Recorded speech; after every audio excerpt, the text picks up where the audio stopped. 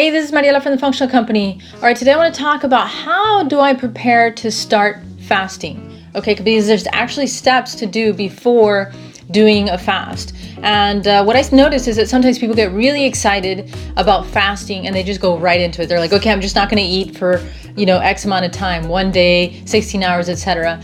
But you can run into some things if we don't actually take a step before that to prepare the body to be able to handle an extended period of time without eating. Because one of the fundamental things that happens when we go long periods of time without eating is that our blood sugar can actually drop. We can get weak, have a feeling of weakness, lightheadedness, and that is something we want to avoid.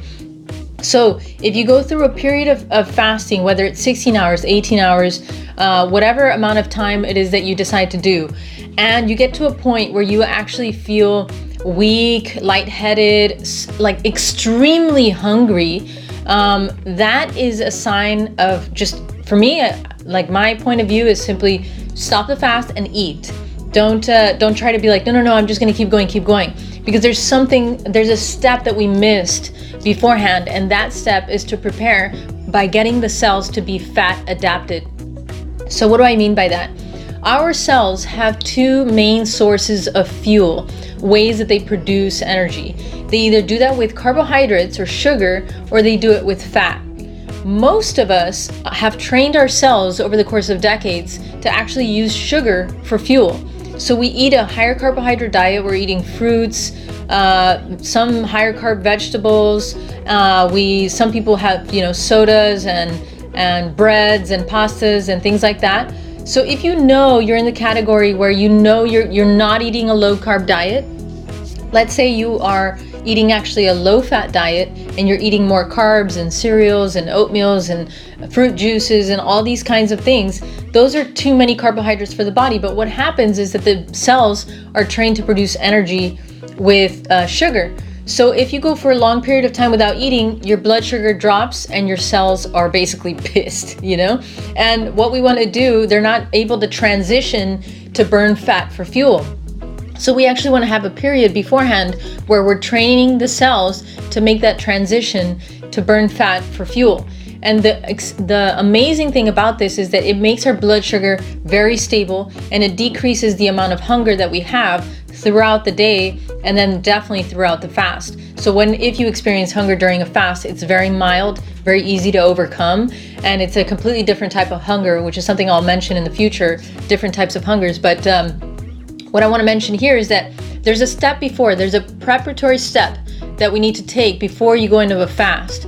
And that is to stabilize your blood sugar and to train your cells to burn fat for fuel. So the step before the fast is first to take out snacks. You're only going to eat 3 meals a day and completely take out snacks. So one of the fallacies that we have nowadays is that you have to eat every 3 hours.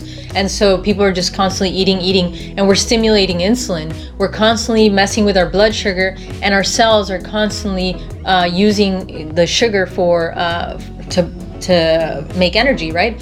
What we want to do is we're going to bring down the carbs, and we're actually going to bring up the fat intake. And when you do that, the cells realize there's not sugar coming in, and I still need to make energy. So what they do is, boom, they make a switch, and they start to make energy with fat. They start to burn fat for fuel. And that's a much more ideal state, much higher level of concentration, mental acuity, energy level. It helps so many different processes, and it's definitely going to support the fasting cycle, right? This fasting period of time. So that's the thing to do beforehand. If you like the keto diet, if you've heard of it, that's one way to do it for sure. And basically that's the main shift that we want to do, is bring the carbs down, and you're going to bring the fat content up. And that transition, it can take anywhere between 2 days or maybe a week or two to actually transition your cells to get more fat adapted. How do you know if you're there?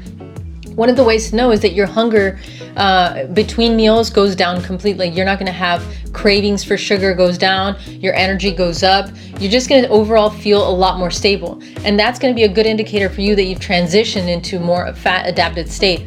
The other thing here is that in the transition where the cells are like you know what, I'm getting sugar, I'm used to eating sugar for fuel, and now you're not giving me sugar, and they have to make this transition. There's a little bit of symptoms that can occur with the body, and that is you can have almost like they call it the keto flu, right? But you can have kind of flu-like symptoms for some people, or you just get kind of warm, a little fatigued, this kind of thing. And so that's a bit of that transition that's happening. But the way to minimize those symptoms is to make sure that you're consuming enough minerals during that period of time. Whether it's a green powder that has very, very low carbs, a green powder that's got a lot of minerals, or you can take Celtic sea salt, like a teaspoon or two, and that's going to have tons of trace minerals that are going to help in that transition, so to minimize any of those symptoms in between and help you get fat adapted.